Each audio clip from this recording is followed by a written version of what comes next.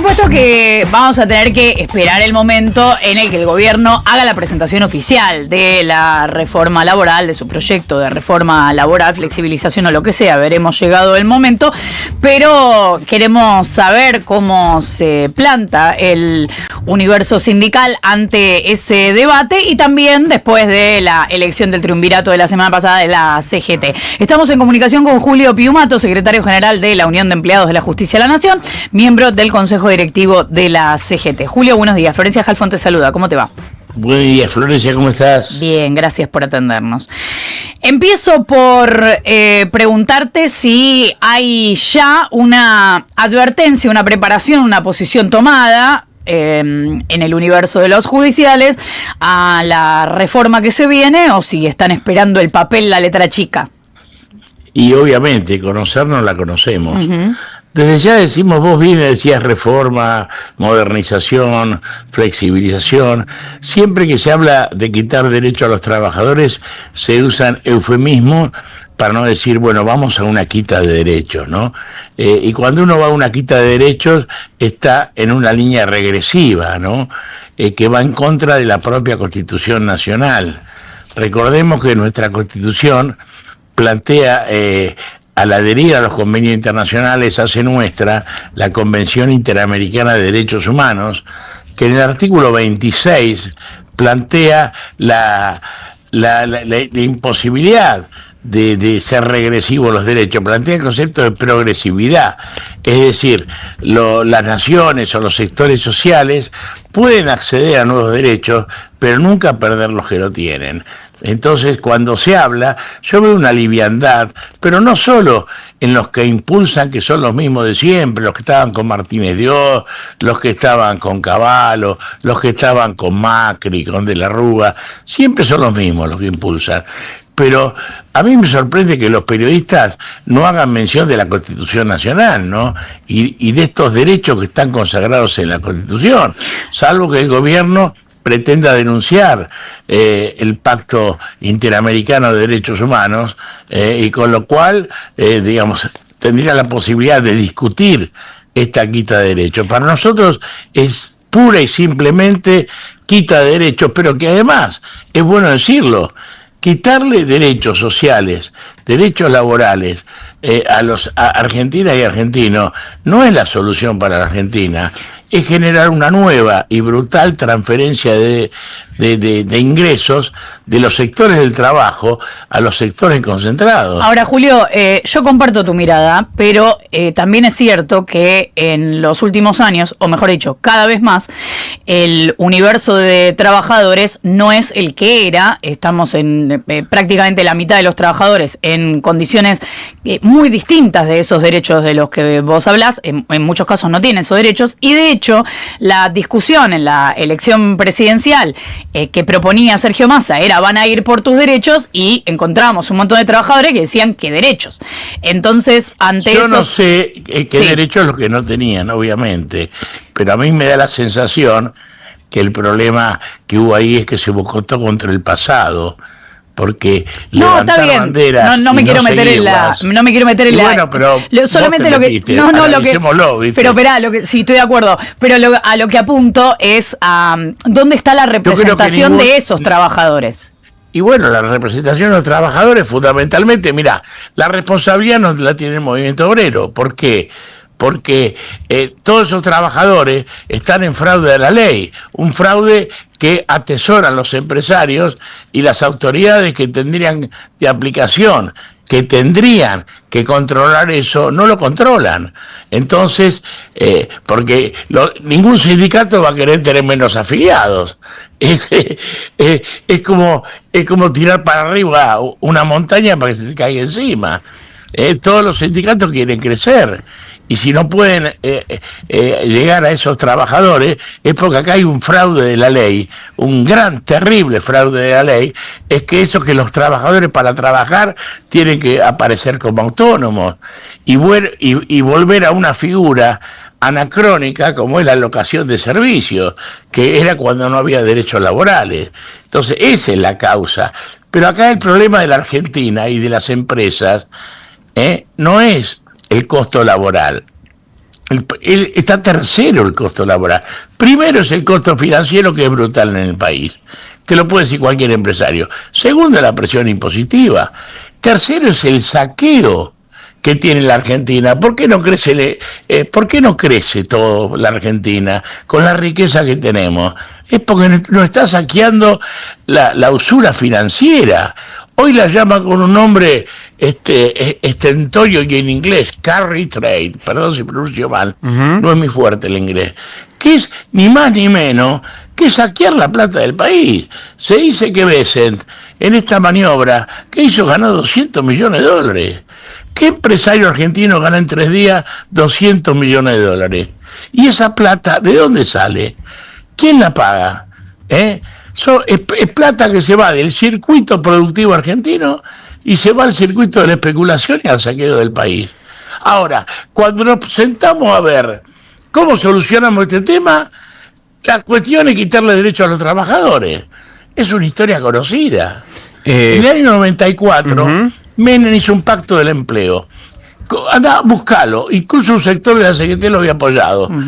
Anda a apoyarlo. Fíjate lo que dice ese pacto. Era para generar más empleo. No se generó empleo. Se facilitó a las empresas que echen gente y no se generó ningún empleo genuino. Acá el único empleo genuino se genera con el circuito virtuoso de la economía, Florencia, que es mayor salario, mayor consumo, mayor producción, mayor empleo. Esa es la clave. Entonces, toda esta parafernalia que están haciendo, primero es para proteger el saqueo de la Argentina. Te digo más, y esto también hay que decirlo a los gobiernos anteriores que decían ser nacionales y populares. Acá la clave de todo está en la ley de entidad financiera, la que creó Martínez de Oz, y por la cual hicieron un genocidio en este país. Reprimieron y mataron 30.000 compañeras y compañeros, la mayoría provenientes del movimiento obrero, para evitar que se frustrara el plan de Martínez de Oz. Ahora, en 42 años de democracia, te cumplimos en un mes, sigue esa misma ley, la ley del saqueo. Entonces así no podemos andar, porque esa ley, te digo, transformó lo que era el sistema financiero argentino hasta el 76, que era que el ahorro de los argentinos, porque eso es el ahorro de los argentinos, lo que producen con su trabajo, tuviera 2 objetivos. Financiar el consumo popular para que ese círculo virtuoso siga girando, y financiar la inversión pública. Hoy tenemos parada la inversión pública. ¿Por qué? Porque la plata que había que destinar ahí se le están llevando para afuera. Julio, ¿cómo te va? Nico Fiorentino te saluda. Buen día. ¿Qué tal, Nico? Un gusto. Bien, y para esta batalla, disputa, guerra, discusión, debate que se viene sobre la reforma laboral que impulsa el gobierno o los cambios en la legislación laboral, ¿confías en la conducción que eligió la CGT para encabezar, para liderar esa defensa? Mira, la elegimos la semana pasada, ¿viste? Y fue por unanimidad. Así que por eso confío. Pero lo más importante es que esa conducción surge de la ratificación de un proceso de unidad de la CGT. Que esto es lo importante. Porque está clarito que cuando la CGT se divide, a los trabajadores los crucifican. Entonces, yo entiendo que ahí, porque está claro el mensaje de esa conducción, fue el hecho más importante. Mantener la unidad de la CGT. A mí me hubiera gustado que una de los 3 triunviros fuera una mujer. Hubiera sido revolucionario. Pero lo más importante de ese congreso es que se mantuvo la unidad de la CGT, que es fundamental para enfrentar.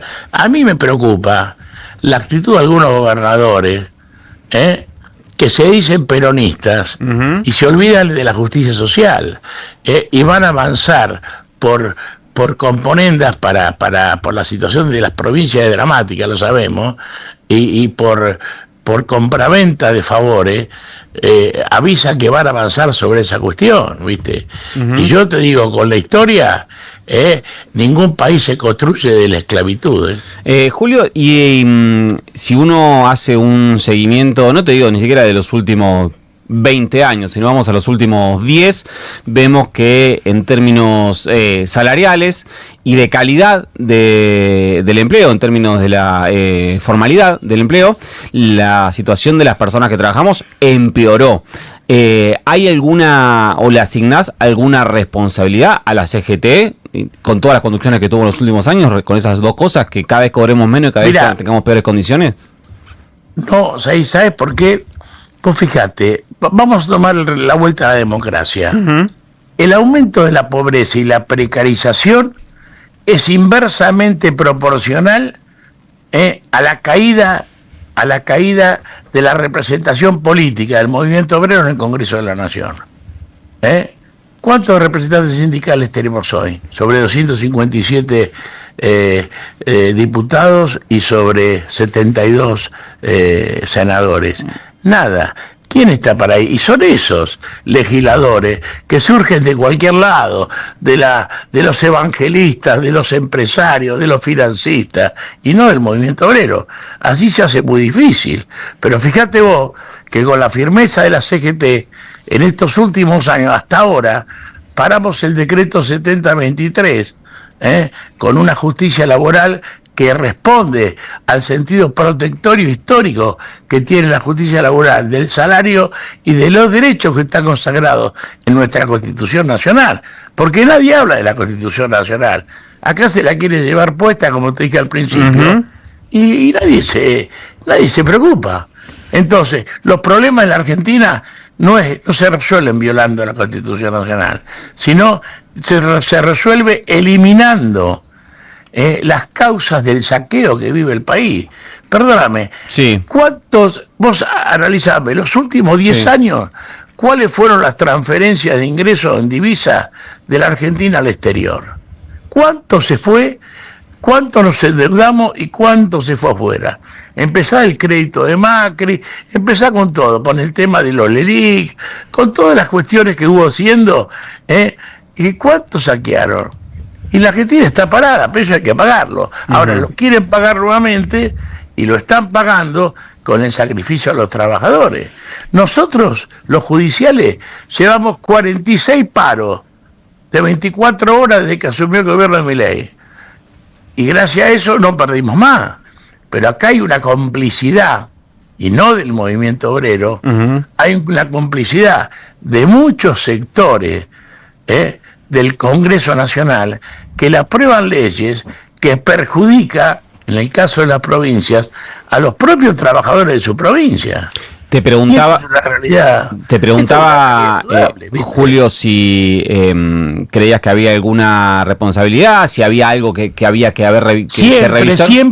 Siempre hay algo que se puede revisar. Pero yo no digo, acá la crisis dirigencial es absoluta. Pero te preguntaba por lo siguiente, Julio, que es que se habla o se menciona lo que ocurrió la semana pasada como una renovación en la conducción de la CGT, y si uno ve cuáles son los sectores de la CGT que básicamente se distribuyeron los lugares en el triunvirato, no parece una renovación, o sea, cambiaron los nombres, pero los sectores siguen siendo lo mismo, por lo cual da la sensación de que el nivel de representatividad y el nivel de representatividad de las personas que trabajamos va a seguir siendo la misma. ¿Pero vos en qué sindicato estás? Yo en el sindicato de prensa. Y si prueba por primera vez prensa, está en la CGT, está Carlita Gaudensi. Le mandamos un beso muy grande a Carlita. Mejorado. Sí. Antes no estaba prensa en la CGT, ahora está en la CGT. Sí. Entonces, mira en tu caso, está mejor representado que lo que estaban con la anterior conducción. Pero intento no ser autorreferencial a la hora de analizar. No, pero vos hablaste de nosotros los trabajadores. Sí. Y yo te digo, los judiciales, están todos representados ahí. Bueno, Está bien, pero lo que pasa es que a la hora de decir cuáles son los que tienen la batuta, siempre es una silla para los gordos, una silla para los independientes y la tercera se la da a Moyano. Esa estructura sigue siendo siempre la misma. Y bueno, pero esa es un poco la realidad para mantener la unidad. Ya te vuelvo a decir que a mí me hubiera gustado una mujer en el triunvirato. Te quiero sumar algo sobre eso que decís, porque pero vos decías... Lo importante, hay cosas que tienen lo importante y lo accesorio. Sí. Lo importante acá, vos como trabajador lo tenés que sentir, lo importante es que la CGT está unida. con una CGT partida no hay futuro. Sí, no pero hay... a mí no me parece accesorio, si me permitís, que no haya, aunque vos digas que te hubiera gustado, decías que hubiera sido revolucionario tener una mujer en el triunvirato, yo te diría, hubiera sido representativo de los trabajadores y las trabajadoras. Pero por supuesto. Claro, pero no pasó. ¿Qué te estoy diciendo?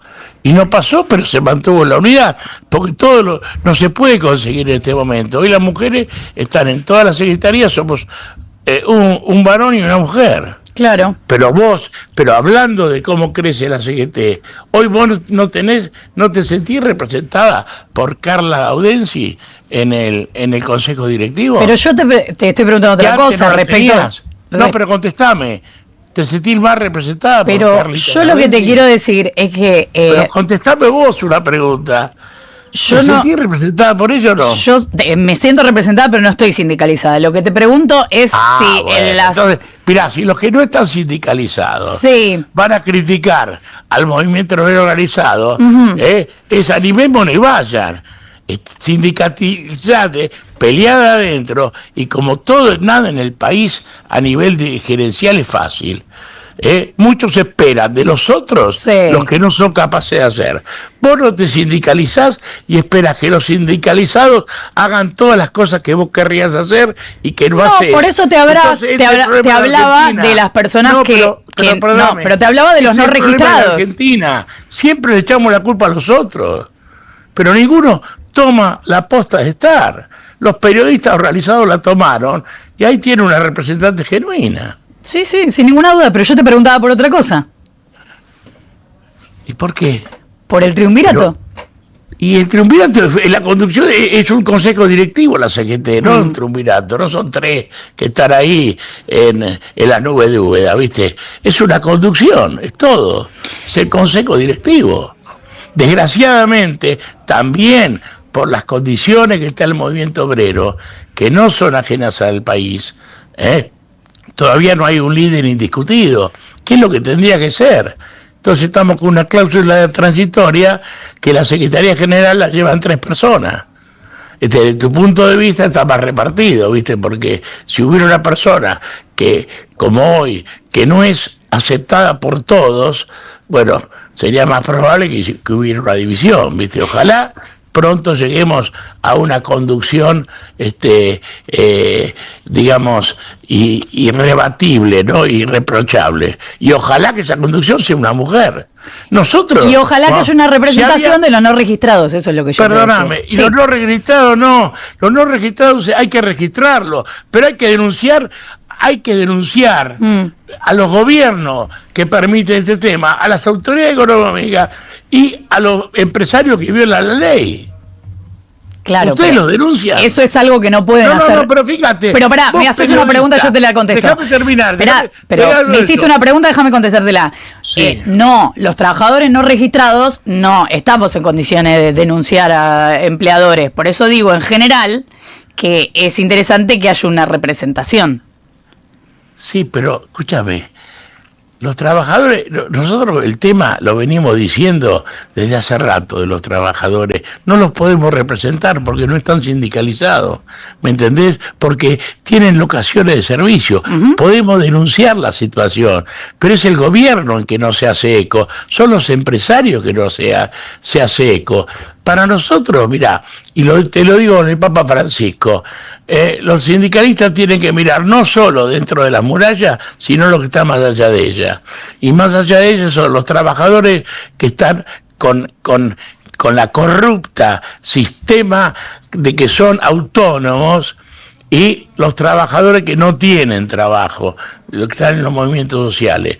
Todo eso es responsabilidad de los CGT, pero es muy difícil hacerlo cuando de los medios de comunicación hacen como único responsable de ese tema a los sindicatos, sin ir a la fuente, y vos no lo podés hacer porque te echan, pero hay muchos periodistas que no están en esa condición, y no los veo denunciar, y en defensa de sus propios colegas, ni por el más mínimo sentido de solidaridad, denunciar a quienes son los verdaderos responsables de que haya gente trabajando en la precariedad, ¿viste?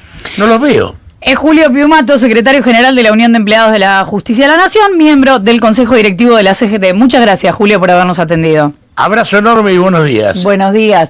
9 y 8 me repasé. Ahora.